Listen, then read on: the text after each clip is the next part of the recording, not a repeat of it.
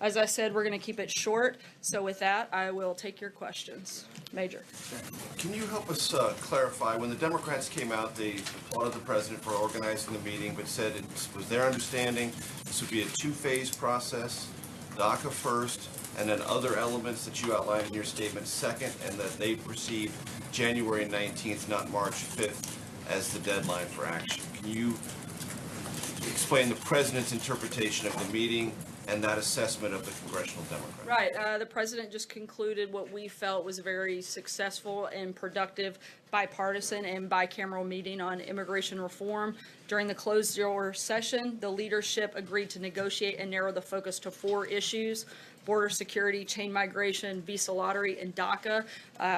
They all agreed that those 4 things would be part of the negotiation, and beyond that, then they could move into additional scope. But at this point, those are the 4 things on the table and the 4 things that we anticipate that they'll be negotiating. Those 4 things are phase 1 from the president's perspective. Correct.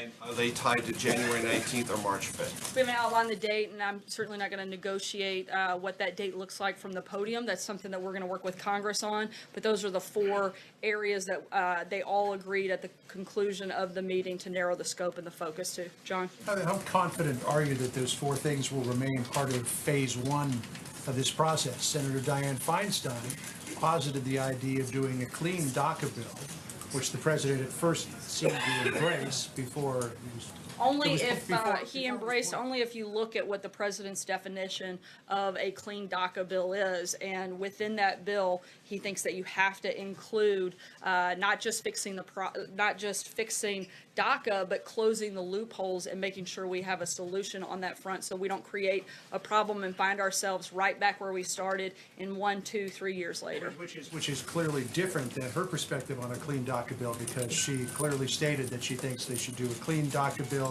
just handle the dreamers, and then handle border security as part of comprehensive immigration reform.